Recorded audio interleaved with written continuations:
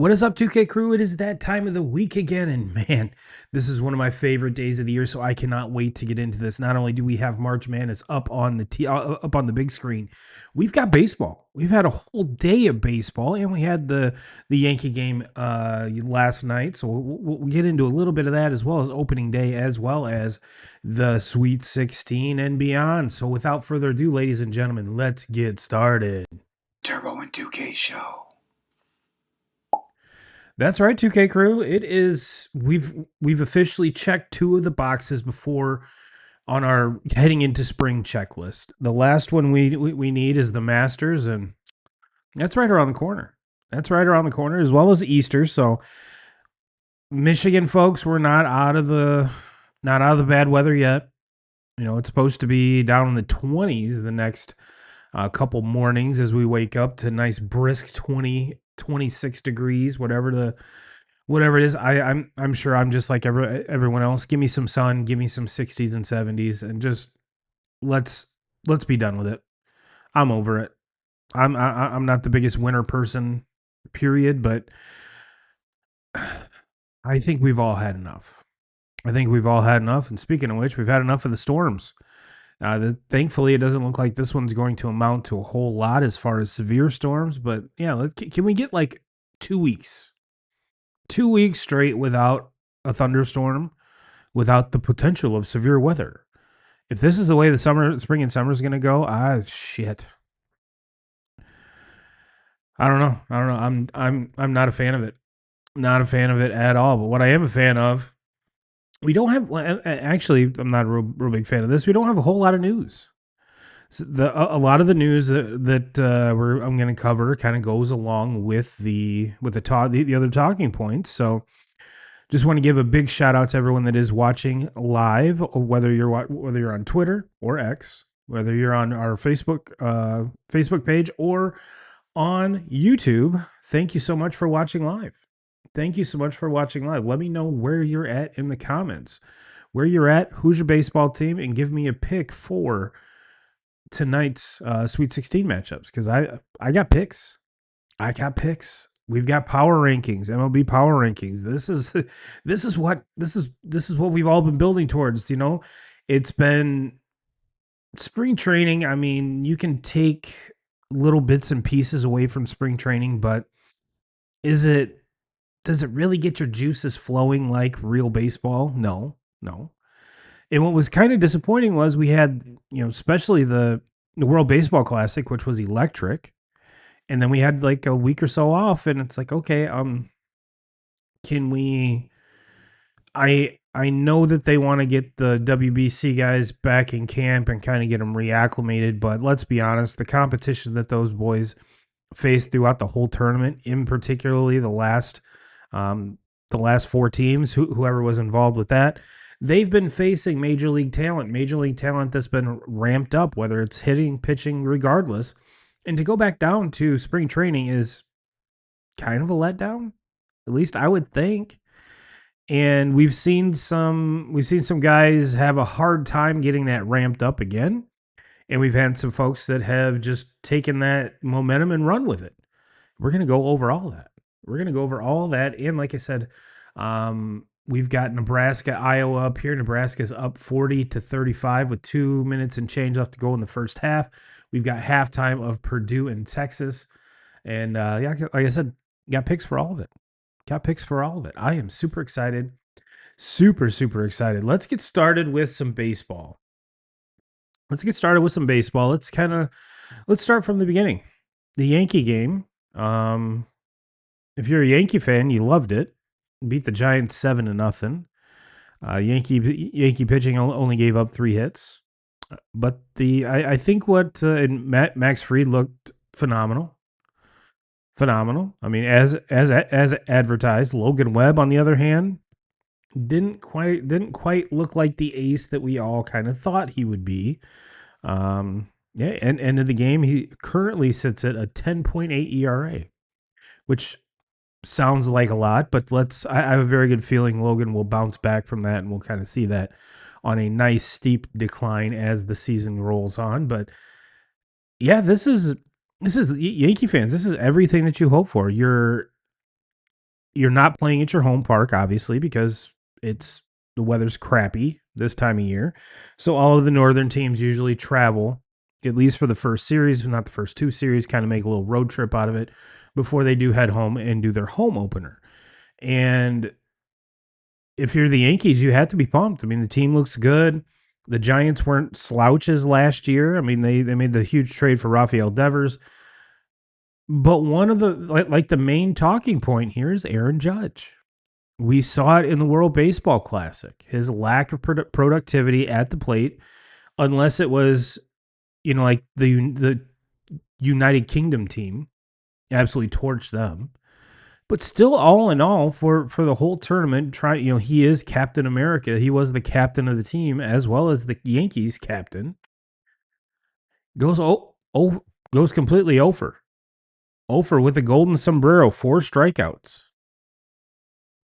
and am I reading a lot into that? No, I'm not.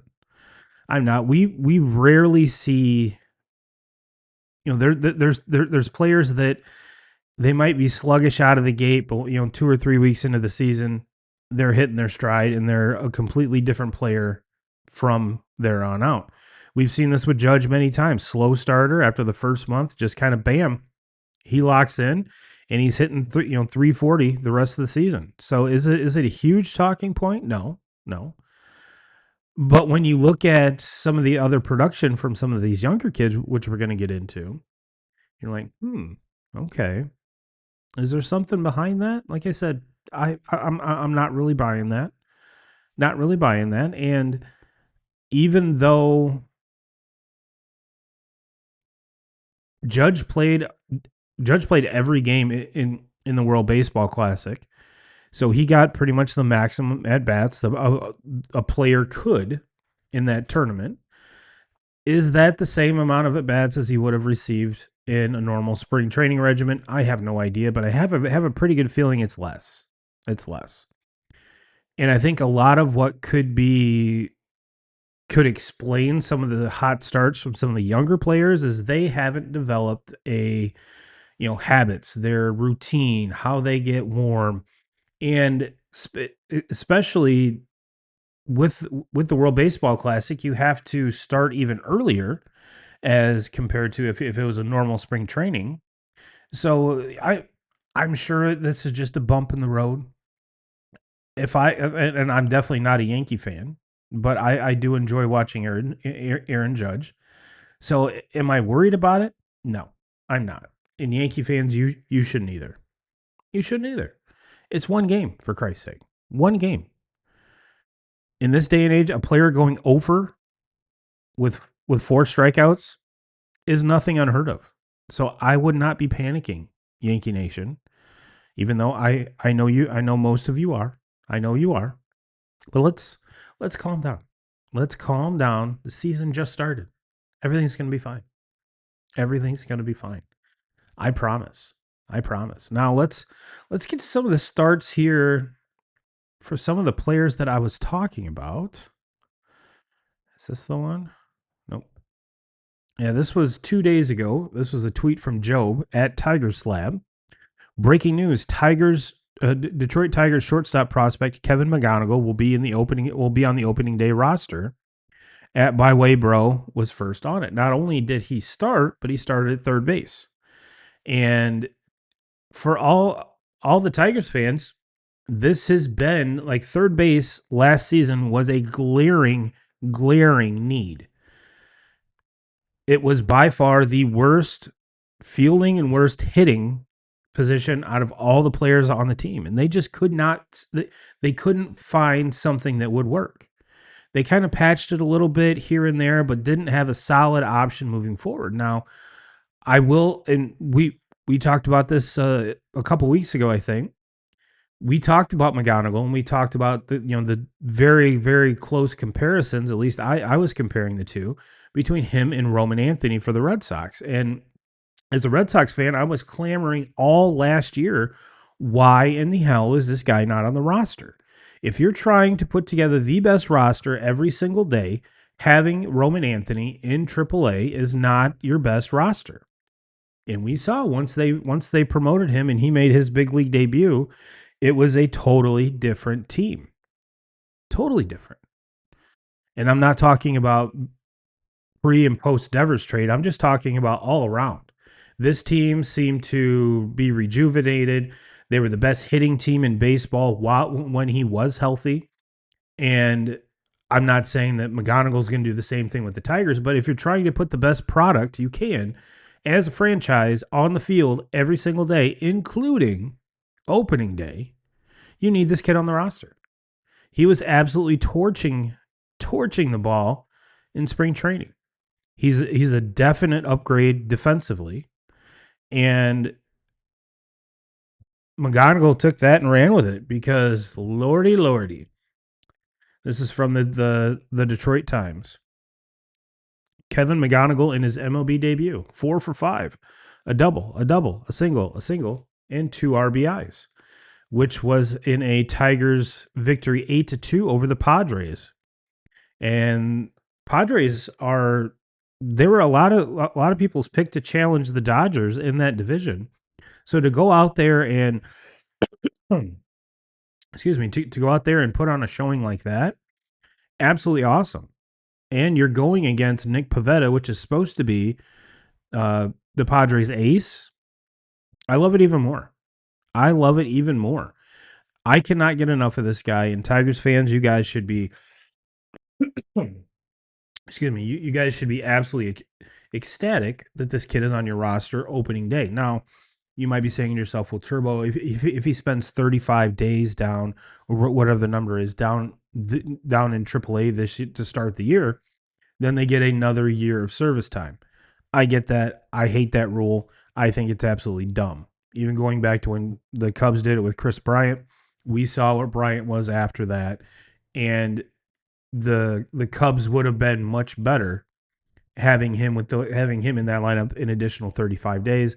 The Red Sox possibly, could have positioned themselves better in the playoffs if Roman Anthony, this is all theoretical, but if you take how he hit the ground running, if they would have broke camp with him and he made the opening day roster last year, we could have been talking about a whole different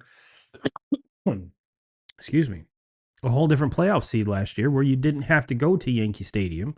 Maybe the Yankees came to Fenway, whole different vibe, whole different atmosphere, and your 2 games and done in the wild card could have been prolonged. But I'm happy the Tigers went this way, especially living through it last year with Roman Anthony. I do not think that they're ever going to regret bringing keeping or breaking camp with him and playing him right out the gate because he just fits the part. He just fits the part. And when you have a kid like that, you have to take advantage of that. Is he going to get more practice and exposure and just all in all more reps down in AAA? Maybe. But you want to see what you have in this kid. He's still very, very young. You want to see what you have in this kid, and the only way to really do that is in big league games. So kudos to the Tigers for knowing exactly what they have and just saying, screw it.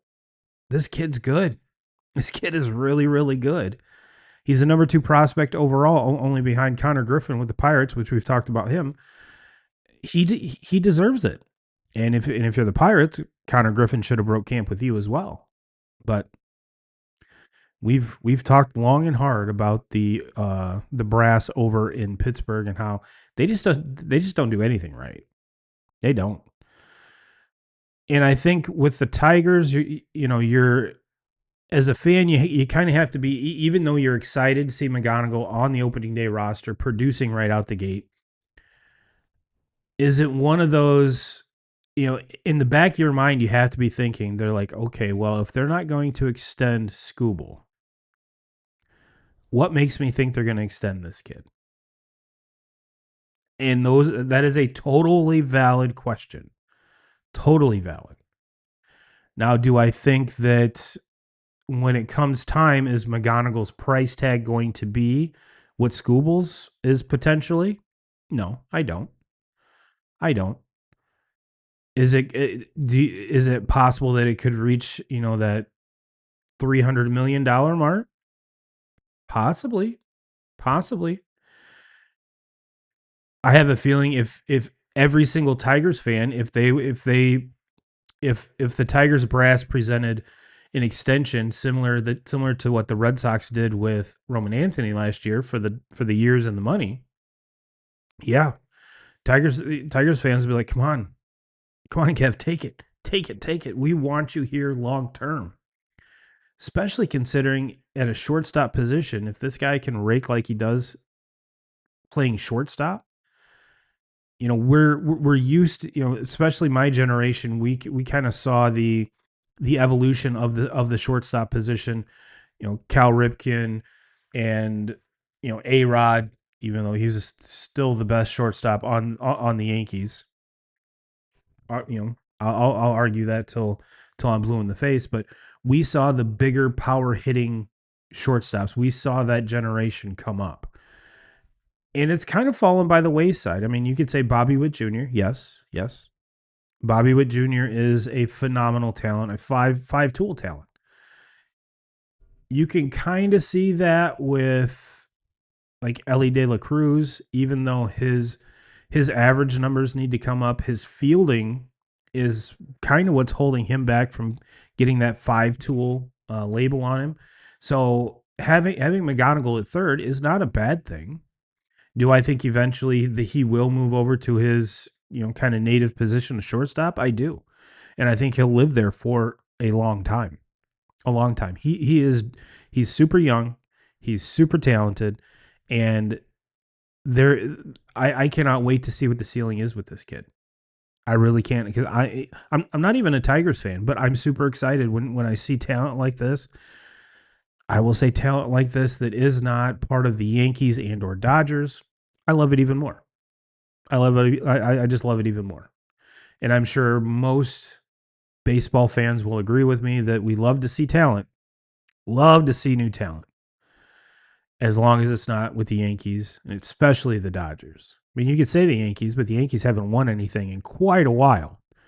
The Dodgers, the rich seem to get the rich seem to get richer with them. So, and I'm still confused how they can have all of this major league talent and still be able to have one of the best farm systems in baseball. Is that's a mystery that I'll probably never understand. Never understand. I mentioned Roman Anthony. He had his day today as well. This is from Gordo at Boston Sports Gordo. Roman Anthony is the 14th 21-year-old ever to reach base 4 times on opening day.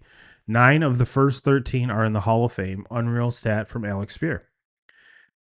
And the World Baseball Classic was pretty much the coming out party for Roman Anthony. Red Sox fans knew what we had in him for a handful of years now. We knew he was special. We knew there was something that was just different about him. And the baseball world got a glimpse of it in those 70 plus games that he played last year before getting hurt. But the whole world knows who Roman Anthony is now. And I am super pumped for that. I've compared the Red Sox and the Tigers many times, and we will continue to do that this season because the rosters are so similarly just constructed. And I'm not saying it's by blueprint. I think it's merely by just coincidence. In some of these players that the Tigers have or the Red Sox have, they've acquired differently. They haven't all drafted the same, haven't all signed the same kind of caliber in free agency.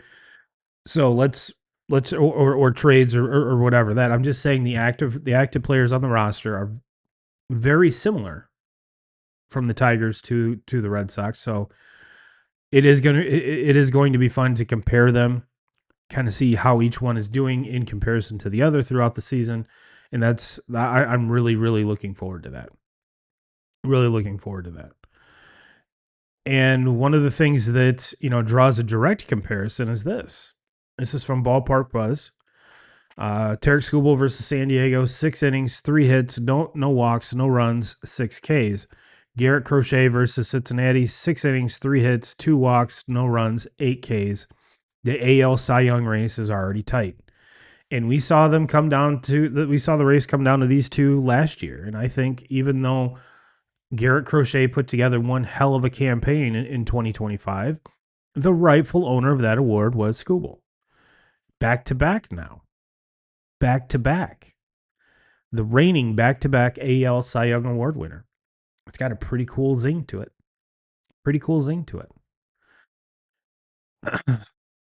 So, again, the comparisons between the two teams, this is one of the reasons why. Both have a big lefty ace. Both rosters are relatively young across the board, with the exception of a couple, of course. But overall, these two teams are constructed very similarly. So, again, super excited to go to keep those comparisons alive throughout the regular season. Now, we talked about the good. We talked about the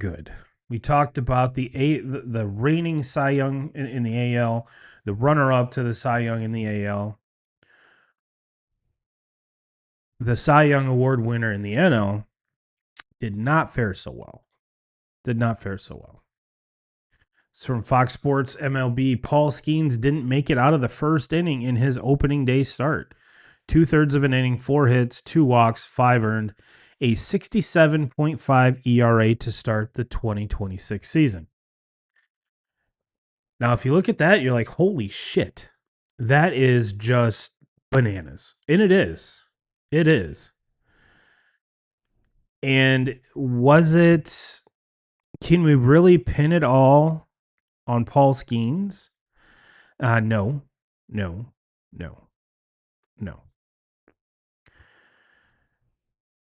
We can pin it all on, granted, not making it out of the first inning in any start is huge. When you have all the hype that Paul Skeens has, Rookie of the Year, reigning Cy Young Award winner, hasn't finished the season with an ERA over 2 to start his career, and would be I thought I saw that, would be the only pitcher in Major League history to post a sub-2 ERA in his first 3 seasons. I think I saw that, or the first since a long time ago, or part of a very, very rare list. And this is one of the reasons why. This is from Talking Baseball. O'Neal Cruz's opening day so far. So this was in progress. 2 costly misplays in center field, 1 walk turned into overturned via ABS, and 1 lost bat on a strikeout. And the performance that he put together in center field was without words. Like, I tried to think of all, like, the most negative word I could find, and I don't even think that even comes close to describing it. They were playing in New York. They're playing the Mets.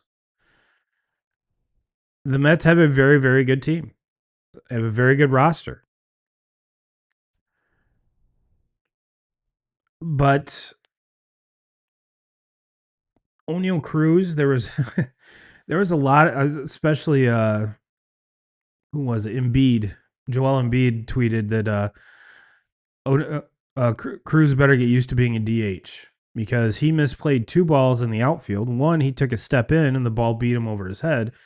And the other one, he must have lost it in the sun and he dropped it, which led to all of the runs that Skeens led across. And if you take it, just kind of take a huge step back. You're like, okay, Skeens pitched beautifully against that star-studded Dominican Republic team. And then this isn't a knock on the Mets by any means, but when you look at that DR team, that was an all-star team. Absolute all-star team. That's pretty much what this was an all-star tournament, let's be honest. But the Mets aren't that. The Dodgers are close to that, but the Mets are far from an all-star team. And Skeens had his way with the DR throughout the whole game. So what's the difference? Well, the main difference is Skeens had Team USA defense behind him and not fucking O'Neal Cruz. Not some of these other scumbags that the Pirates are trotting out there trying to piece together a team or quote unquote build one around Paul Skeens. You don't even have Connor Griffin up there. So does today's outing pretty much guarantee that Skeens is under 2 ERA is finished, like his streak is finished? I would say most likely. Do you think he cares? No. Could he still win the Cy Young? Yeah. Yeah, he still can. He still can. And there's a lot of people that are clamoring that the plays that O'Neal Cruz made should have been counted as errors. Let's be honest. This was in New York. It wasn't in Pittsburgh. So the likelihood of those becoming hits for the Mets goes up, but they were mental errors, yeah. But were they errors on the field? I don't know. I don't know. Errors are one of the errors and hits are one of those things. Like I said, it depends on whose stadium you're in and who's actually in charge of the score of the official score. Because one person could see it as an error, the other person can say that was a hit. So they were boneheaded plays. Yes, absolutely. And I have a feeling we're going to be seeing O'Neal Cruz somewhere other than center field. I mean, the dude hits the ball so hard, so far. Can throw the ball so fast, but obviously can't judge a fly ball. And this isn't just today. Like oh no, it was just a bad day. This has been his whole MO, his whole career in Pittsburgh. Came up as just a star in the making, and he still can be. But man, we Pirates have to find a spot for him because center field is not it. Is not it at all. And that is definitely not his spot. And whether it's first base, whether it's DH, whether it's I don't know. But you definitely want his bat in the lineup for sure. So the Pirates got to figure it out. And the biggest kick in the dick about the whole thing is the last 2 seasons we've seen that anytime Skeen pitches, it's like the offense for the Pirates is non-existent. Well, today they scored 7 runs. They lost 11-7. So to put up 7 runs on Skeen's day is almost unheard of. And then to have this happen, I mean, man, this is. And there were a lot of folks picking the Pirates to sneak into the playoffs as one of the wild cards. Definitely not the way you want to start out, but it's everyone says it. Major League season, 162 games. It is not a sprint. It is indeed a marathon. And you cannot win the World Series in April. But you have to remember, you can sure as hell lose it. You can sure as hell lose it. Now, the good news is if you are a Pirates fan, you have a pitching staff that's going to run out yet another almost ace tomorrow. But the question is if you're the Pirates coach, you can't run O'Neal Cruz back out there again, can you? After that performance, I don't know. But here's some more tweets about Skeens. This is from Jeff Passan. Paul Skeens is done. He recorded 2 outs. You have to think this was as much about not taking an extremely stressful inning and adding to it as anything. Skeens threw 37 pitches, and Pirates manager Don Kelly didn't want to tax him more. A stunning first for the Mets, meaning first inning. And this is from J. Hay Kidd, the Nugget chef himself. Paul Skeens is the first Cy Young Award winner in Major League Baseball history to allow 5+ runs in an outing of no more than 1 inning pitched in a season opener. That's insane. That is absolutely insane. And with all of this, the success that Paul Skeens has had, does he deserve this? Absolutely not. Absolutely not. But he's in Pittsburgh. If he was in any other team, most teams have a legit center fielder, that he would have been out of that inning, no problem. No problem at all. But it's Pittsburgh.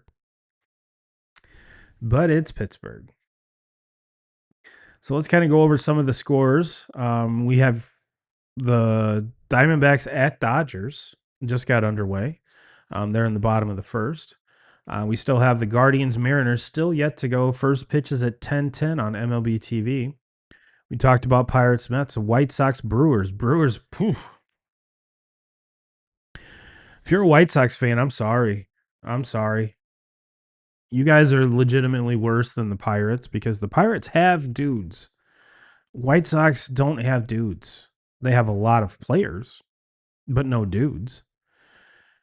And I want to say somewhere I saw a stat that the Yankees are starting, or they have all but two players returning to the lineup, or the team itself, and the White Sox have 13 new.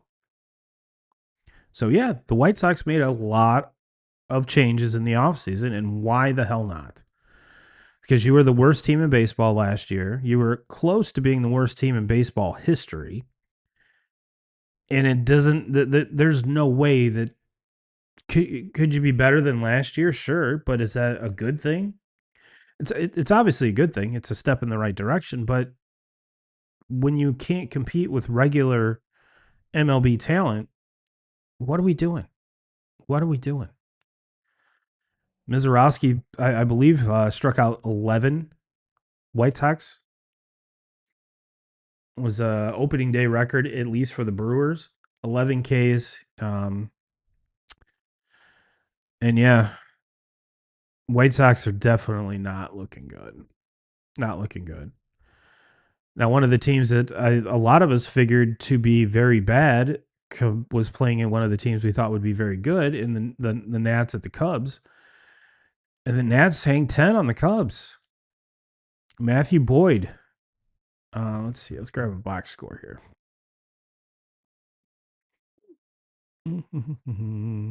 Matt Boyd goes 3 2/3, 6 hits, 6 runs, 1 walk, 7 Ks with 1 bomb. That is, and I hate to say it, even though Matthew Boyd has kind of had a resurgence in the last couple of years. If he's your opening day starter, Cubs fans, yes, what are we doing? What are we doing? I wanted to put the Cubs in my top 10 so badly, but can't. And this is one of the reasons why. The Cubs extend Pete Crow Armstrong. Love that move. PCA is amazing. He was amazing the first half of last year, and then kind of fizzled off, and then kind of had a little bounce back. He played very, very well in the WBC. Hopefully, he can take that momentum like some of the other players have, and run with it, because he's exciting to watch. He's exactly what this Cubs team needs in a very competitive division. But to get opening day in Wrigley, to get beat 10-2 by the Nats, come on now, Cubs. What are we doing? I want to say that the Nats had the worst odds to win the World Series out of any team, followed closely by the White Sox. So when you're in that air, that is not good. That is not good at all. That is not good at all. Twins at Orioles. Orioles have a big 2-1 win. And let's see here. Obviously not a lot of offense for either team, but let's see hits.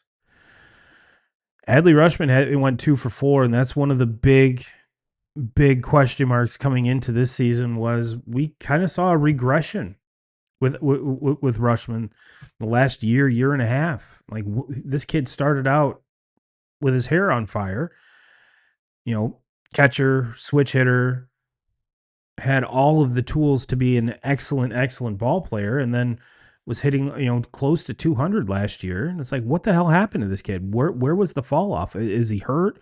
What's going on? And he kept saying he wasn't hurt. And we saw glimpses of the old Adley in spring training, which is good because this AL East is going to be a dogfight, an absolute dogfight. Now, we saw Gunnar Henderson go 0 for 4 with 2 Ks coming off his very good WBC. And kind of what the biggest bummer of this whole game was, I believe Tyler O'Neill snapped his 7-year streak of homering on opening day. And that a player like Tyler O'Neill, who any other day of the year would probably be like a +7, +800 to hit a home run, was like +320. And yes, I bet on it. I threw a little bit on it. And I must have jinxed him. Because he did get a hit, but did not go deep. And one of the other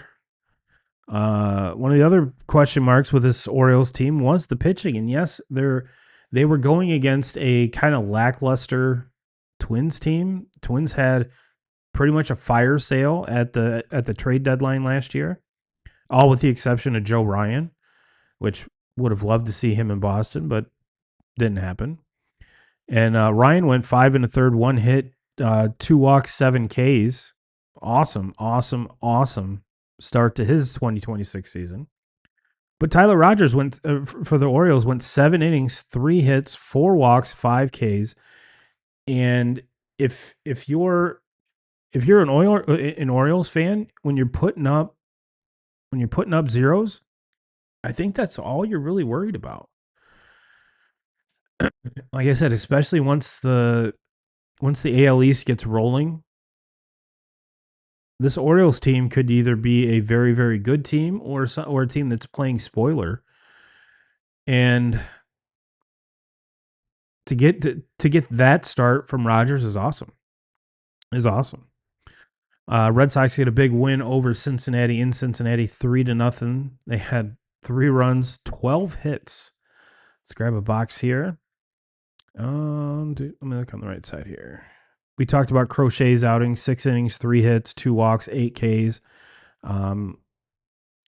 Boston pitching puts up 12 Ks on the day. Reds pitching struck out the Sox 7 times, which is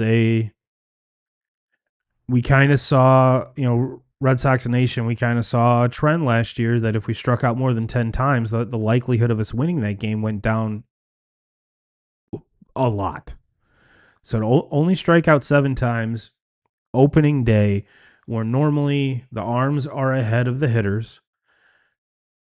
So I thought that was absolutely phenomenal. Roman Anthony ropes a single on the very first pitch of the game and doesn't stop there. Like I said, goes 3 for 4. Struck out, did strike out once. Jarren Duran stays hot. Goes 2 for 5. Abreu 1 for 4. IKF started the game at second because the lefty was on the mound, and Marcelo Meyer came in afterwards. Went 2 for 2. So love to see that. So Ceddanne Rafaela went 2 for 4 with an RBI. So all in all, a very gutty win, a very gritty win by the Red Sox, but they were led by great pitching with Crochet and everyone else in the bullpen. Chapman picks up the save. Just a really good way to win on opening day. Now, the biggest question Red Sox fans had last year was, after Crochet, who's the number 2? So the Red Sox went out and got Sonny Gray. They went and got Ranger Suarez, which I think I'm going to keep pronouncing it Ranger. I've heard other pronunciations, but I'm going to call him Ranger. And we've seen the emergence of, Connolly Early making the opening day roster, and Brian Bayo kind of going into form that I think a lot of Red Sox fans thought we were going to get when we had, when he first made the roster and everyone was making the comparisons between him and Pedro Martinez. Is he Pedro? No, no. Pedro is Pedro. He's one of one. But we kind of expected a little bit more production across the board. Last year he was a very solid number 3, number 4, and I think a lot of us were just waiting for him to grab the reins and take that number 2. And this year he doesn't have to. There's not the pressure to be put on him to do that for this team to be competitive after Crochet, so that not every Crochet start, or Crochet day as we've come to know it in Boston, is just a must win. We the Red Sox got those other arms. Not saying Sonny Gray is going to be the best number 2 in the league. Sonny Gray is kind of past that point in his career. Is he a solid number 3? I sure think so. He eats innings. He's going to be great for this pitching staff. And if Brian Bayo doesn't put it together like a lot of us think he can and will, there's Peyton Tolley. There's a handful of other dudes in that, in the farm system that are just waiting for their chance. And Peyton Tolley looked phenomenal at the end of spring. Connolly Early looked phenomenal all spring, which is why he made the roster. So what once was a deficiency with the Red Sox, meaning we had a ton of position talent, a ton of position prospects, but the pitching was lacking. Now we're kind of seeing the opposite. Now we have an abundance of pitching and not a whole lot of abundance of fielders now. So we went from one extreme to the other, mainly because a lot of the position prospects are now with the Red Sox. So I have a feeling that we're going to see a recirculation, if you will.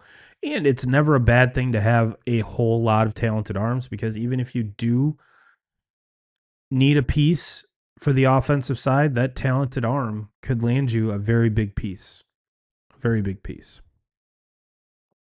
Well, let's keep cruising. Angels get an opening day win. Yes, the Angels. The Angels get a big opening day win in Houston. 3-0, I believe.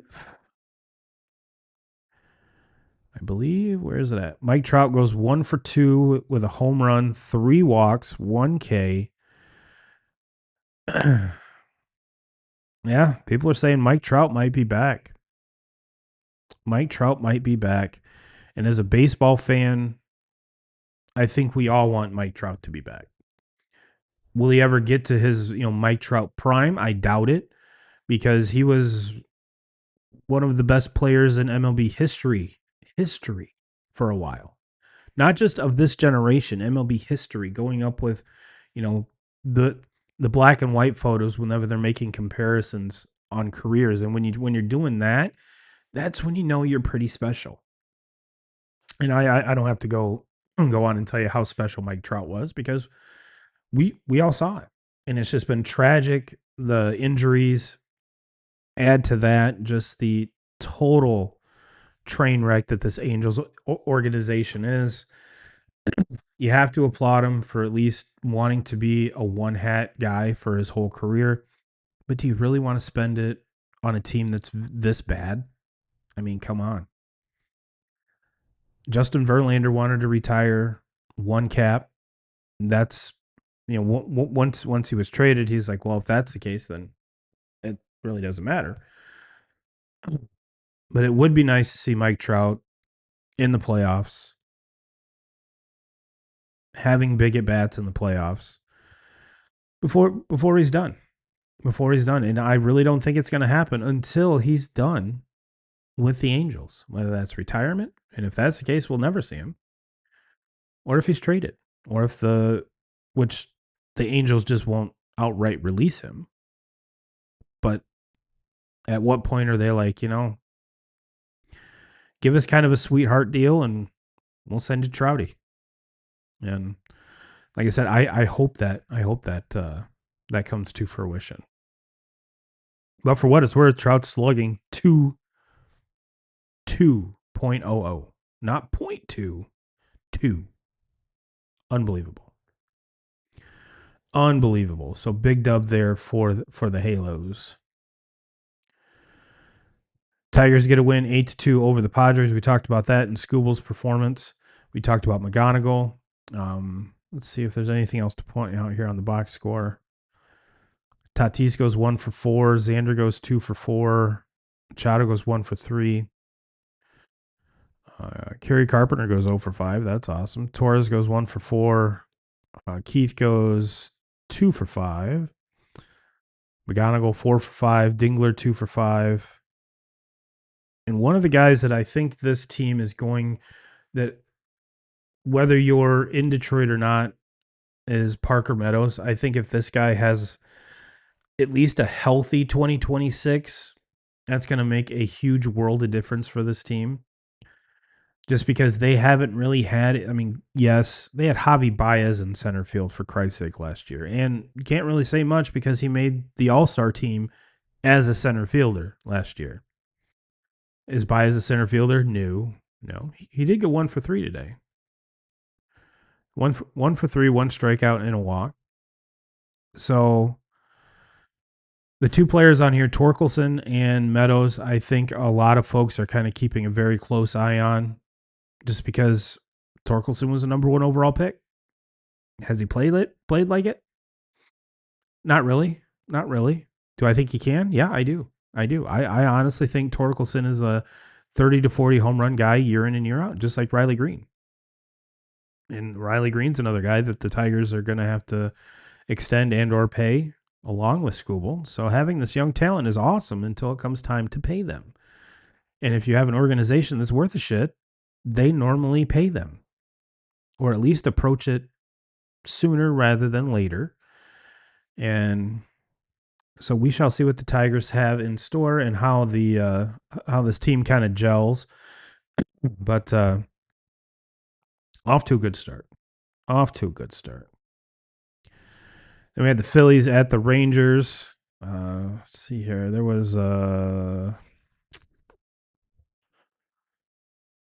let's see. It's the Rangers side. Schwarber hit a home run. Alex Boehm hit a home run. Lots of moves on the. Andrew McCutchen was your starting DH, huh? Then you got pinch hit for Jock Peterson. Jock got pinch hit by Kyle Higashiawa. Wow. Lots of thump in that DH spot for the Rangers. Jeez, oh, Pete. Sanchez for the Phillies goes 6 innings, 3 hits, no earned, 10 Ks. That was the line I was looking for. On the other side, Evaldi for the Rangers goes 4 2/3, 8 hits, 5 runs, 5 earned, 7 walks. No, excuse me, 7 Ks, but gives up the 2 bombs. And lastly, we've got the Rays in St. Louis. Cardinals come away with a big dub, 9-7. 9-7. And I'm not even going to go into the box score because I really don't care about that game. So now that we talked about that, let's talk about, first of all, next week will be the way too early MLB awards, the annual Turbo and 2Ks. Way too early MLB awards. We're going to be awarding everything from Cy Young, MVP, Coach of the Year, Rookie of the Year, you name it. Who's winning divisions, who's making playoffs, the whole nine. But until then, we got power rankings. Power rankings are back. Turbo's top 5. Let's get into it.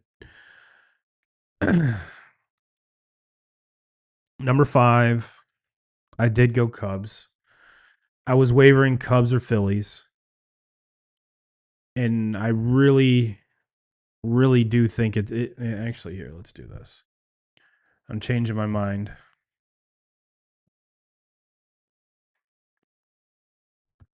There. No more Cubs. Phillies. Phillies at number 5. I like the pitching staff better. I like the position players better. The only thing that scares me is that the position players for The Phillies are older than the position players for the Cubs. The Cubs have, I don't know, the Cubs will make the playoffs, but as far as being the top five, I got to give the nod to Phillies over the Cubs at this point. And I say at this point, we've been through one game. We've been through one game. Got to go the Mets. That lineup, they made very good additions, bullpen wise. Did lose Tommy Trumpets. That's fine. But we saw towards the end, Juan Soto did not get off to the best start last year, and actually, I didn't even see what he did today. So let me take a peek here. Where did I go? There it is. Please hold. Soto went 2 for 4 with a walk. Okay, I can dig it. Luis Robert Lubob goes 2 for 4 with a walk and a K. Bo Bichette, the new addition there, goes 0 for 4 with an RBI. So this lineup is legit. This lineup is super legit.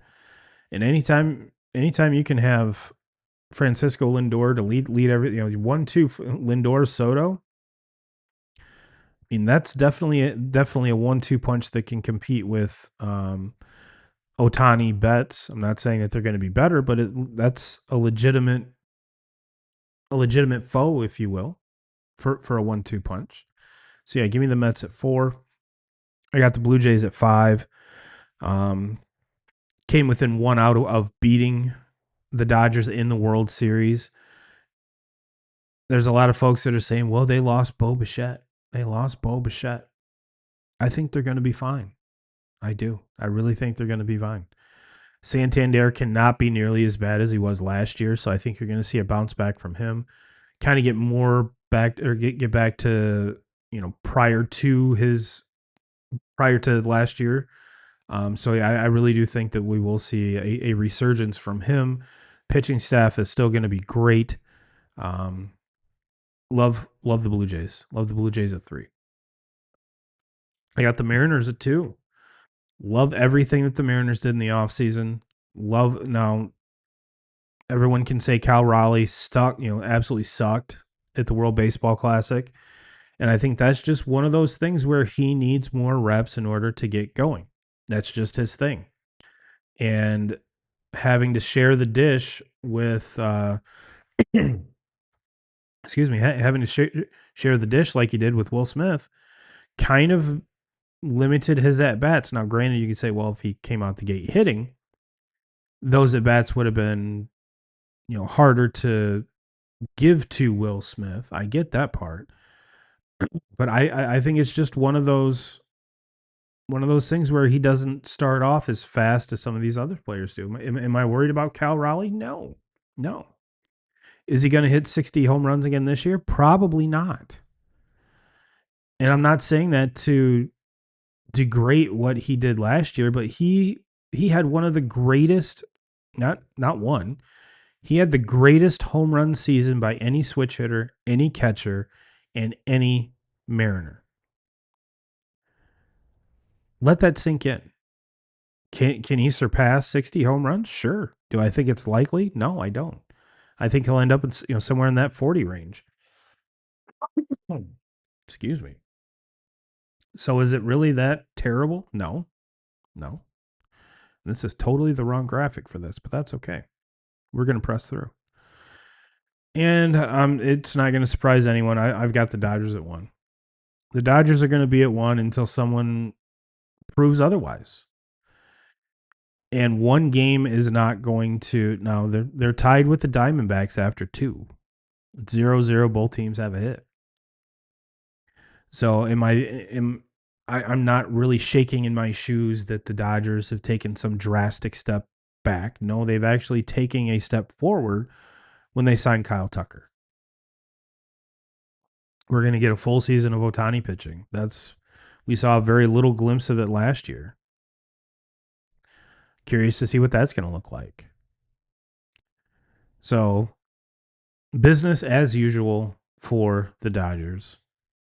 Number one in Turbo's power rankings, top 5, whatever you want to call it. Let's get on to some March Madness here, folks. My bracket's dead. It was dead after the first day. I'll be perfectly frank. And my FanDuel account doesn't look much better. And I was going, damn, I can't be this bad. My picks can't be this bad. And then everyone I've talked to, everyone I've seen online, their picks were just as bad as mine or worse. The only saving grace of mine is I haven't had to reload my account yet. There's a lot of other people I know that have a couple times. So for that, I'm thankful. But it was hard. It was. Whew. Now I will say the second round treated me a lot better than the first round, thankfully. But Thursday and Friday was just a bloodbath. It was battle. It was hard. It was horrible. Losing I would lose 5 bets and win 1. Lose 3 bets, win 1.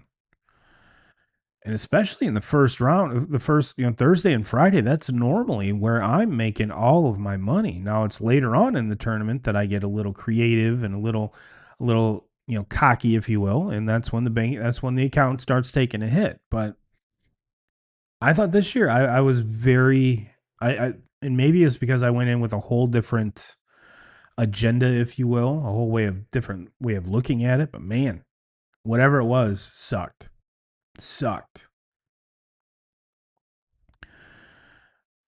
Yeah, for whatever reason, I didn't think there was going to be a lot of upsets. I thought everything was just going to go chalk because it's just that type of tournament. Boy, I was wrong. I was wrong. Could not be more wrong. But I digress. And of course, when I go to this, both these games are at a fucking commercial.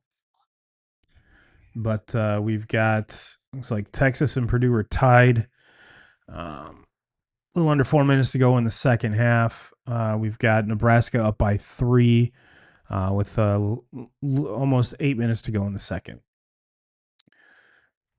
So kind of the way I was going to look at this was I made some picks on the games tonight.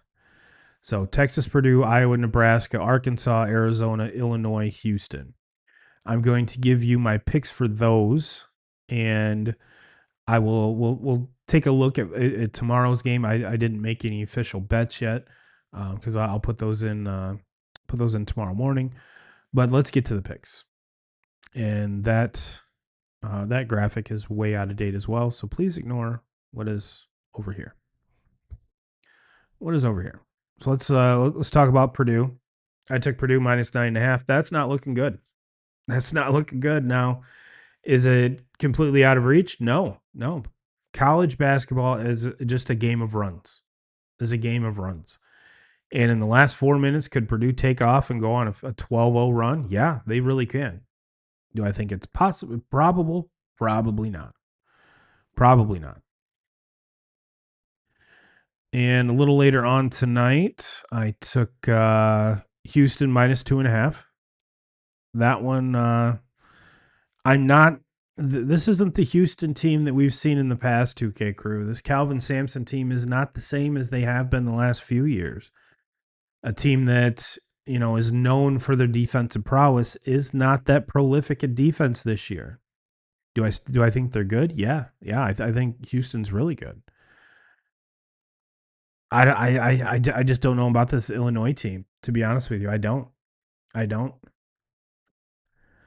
So I'm kind of taking what I know. 2.5 isn't a whole lot of points. If you went the other way, go Illinois money line. But I'm riding Houston on this one. Continuing on, going Arizona minus 8.5. This is a big number. But I think Arizona's just head and shoulders better than most every team that's even left or that was even in the tournament. I picked Arizona to win the whole thing, which is the only saving grace I have in my bracket. But Arkansas has a lot of dudes. They have a lot of dudes, a lot of young players. But I think Arizona will dictate the pace, and like I said, I just think they're above and beyond, head and shoulders above everybody else. And I also think the Arkansas Arizona over 165 and a half. I think this is going to be an up and down, um, high scoring, cagey affair because Arkansas doesn't play a whole lot of defense.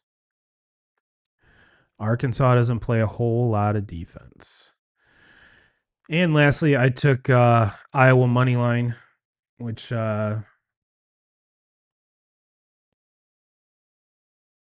got a tie ball game. 62-62, Iowa, Nebraska. Come on. We got corn versus crops. If you want to, if you're you're an SVP follower like I am, corn versus crops.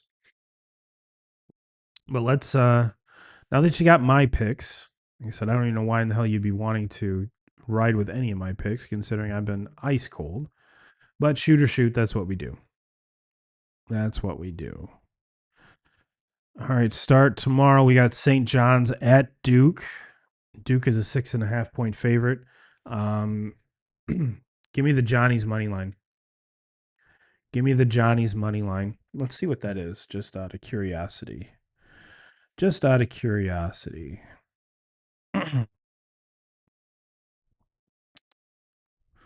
Logging back into FanDuel. And of course, we're on the air, so I have to do the double authentication. Okay, not as big as I thought it would be. But St. John's money line is plus 230. Love that. Give me that. Give me that. We've got Alabama, Michigan. It's a spread there, 8.5. Give me Michigan there. Michigan State, UConn. This is pretty much a pick 'em. Pretty much a pick 'em. Minus 1.5. I think the only play here, unless you're really riding UConn, is give me Michigan State money line plus 106. Give me Sparty money line plus 106. And then the last one of the night, Tennessee, Iowa State. Give me Iowa State minus 4.5. I don't have much faith in that Tennessee team. Don't have much faith in them at all.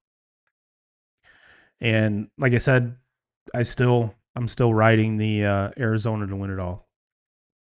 That's I've been riding that the whole entire probably the last 3 or 4 weeks now that they've just been that much better than everyone else. You can argue Michigan, you can argue Duke. We've seen Duke not play the best so far. St. John's is definitely a surprise, even though Patino's an OG, and there's just something about this Johnny's team that I've gravitated towards. Now, what this means is me taking St. John's money line will mean Duke will absolutely destroy St. John's by like 18, 20 points. So it's going to go either way. Either it's a Duke blowout or the Johnnies are going to win this one. In this Michigan team, if they, all in all, they should be the best team in the country. They should be. They have the talent to be. They've played better than, well, not really overall better than Duke.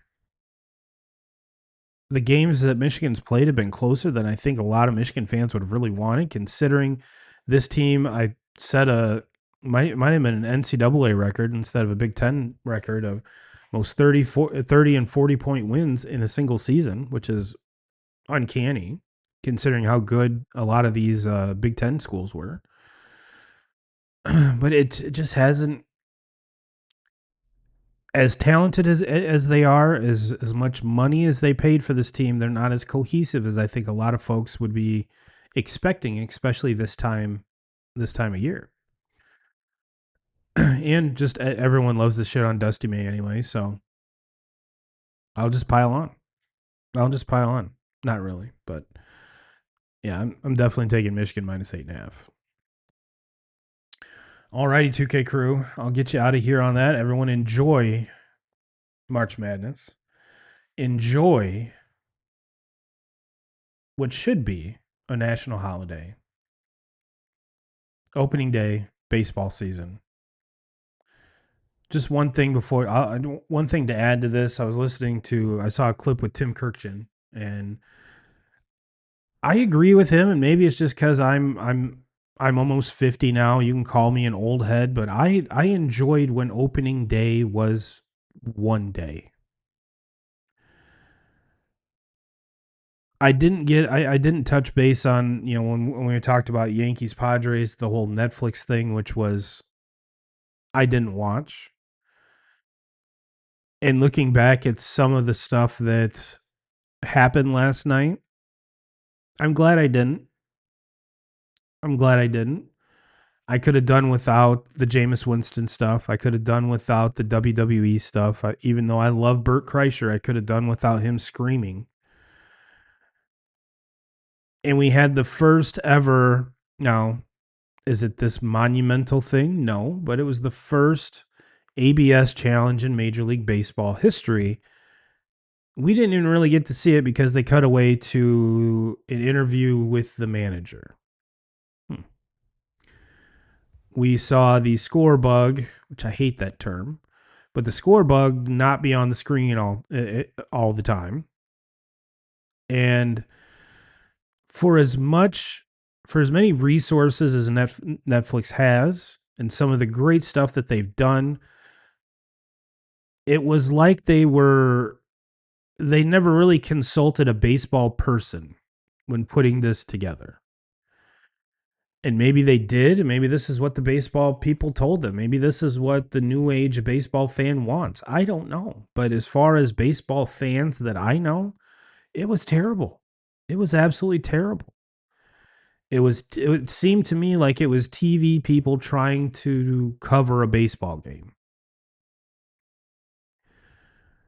Do we need all of the extra people there? Do we need all of the, extra quote unquote entertainment? No.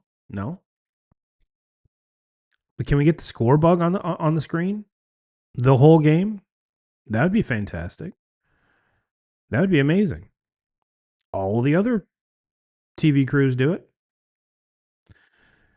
You might be saying, "Well, Turbo, if you're as old as I am, we didn't even have that on the TV." I get that. I totally get that. However, us as fans become conditioned to certain things. I saw John Boy Media give the example: if we're watching a football game and for one quarter they just decided we're not going to put the yellow line anymore, I'm sure almost every football fan would be like, "Man, this is really annoying. This is super annoying." I do remember, the NFL prior to the first down line. Yes, I am that old. And I also remember when they added the Michael Vick line, which was the line of scrimmage, to see how far he would run back before running forward. I remember that. I remember that vividly. And I also remember making fun of my friend Mike because he asked how they did it. And I told him that there was a guy like on tennis that goes and picks the ball up next to the net. They had someone run a paint roller across the field, and one with yellow. And then once they moved the ball, one with green would come by and it would disappear. And for a second, he believed me. How, shout out Mike.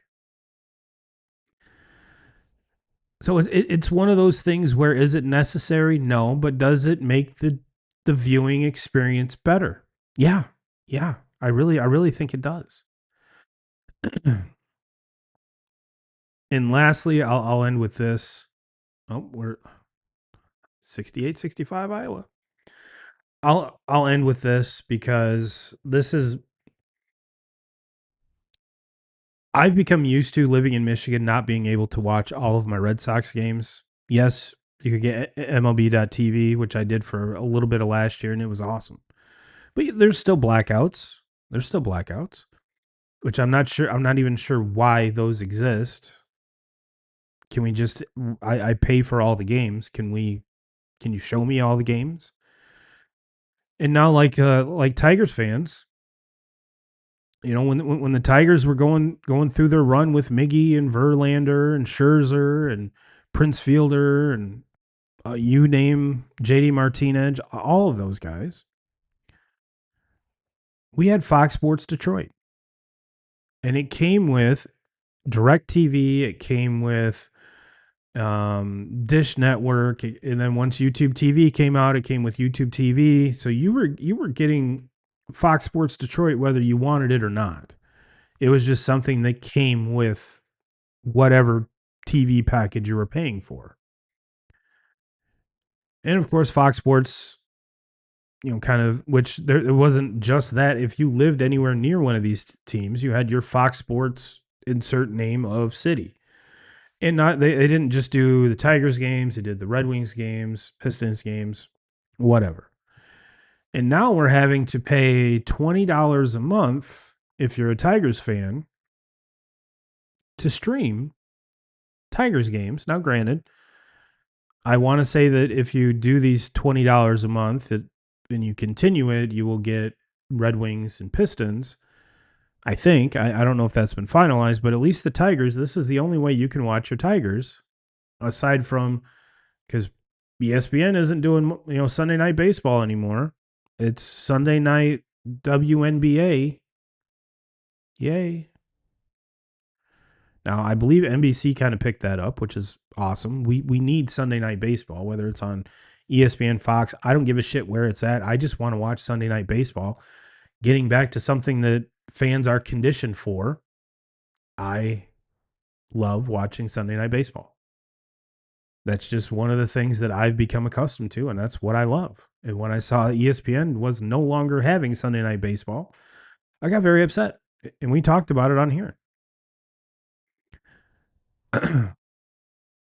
So I think I can speak for everyone now, because the football guys and gals, we talked about this during football season, where you had to have all of these different subscriptions just to watch your team or watch whatever game's on that night. It's rolling over into baseball too. It's getting a little out of hand. Everyone is greedy. Everyone wants money. Everyone wants to pay these massive, massive leagues more and more money to get a piece of what they have. And I can't really fault people for trying to make money. I get that. But at what point are we just going, what in the fuck are we doing? What are we doing? And the bad part is they know they have us by the balls or the lips, whatever gender you are. Because as fans, we are fanatic. We love our team. That's where the term fan comes from, is fanatic. And we will go to great lengths in order to watch our teams that we have grown up watching, or just recently have decided that we love this team. And we will pay it. It's just sad because it's something that used to just be thrown in with every subscription or every TV provider that you had. And now it's like, yep, sorry. So yes, let's bring back the day of Fox Sports Detroit. Let's do that. Let's have them put it on YouTube TV, Tubi, whatever your preferred TV provider is. Let's just have it all again. Let's have it all again, because even though I'm not a Tigers fan, I enjoy watching Tigers baseball. I do, because I live in Michigan. I'm surrounded by Tigers fans, and I'm just a baseball fan. Period. So let's get it figured out. Even though they won't, it'll be $20 a month. Or if you want to pay I think it's $149 for the whole season, for the MLB.TV, and then even some of those games you have to have ESPN Premier Plus or whatever the hell it is, which is an additional charge to that $149 that you paid to get all your games. So just irritates me, pisses me off. I just want to watch baseball. Well, 2K crew, I'm sure you're tired of hearing me yap about it and bitch about it, so I'll get you out of here on this. Everyone have a great week, And as always, Jim Rome, we're coming for you.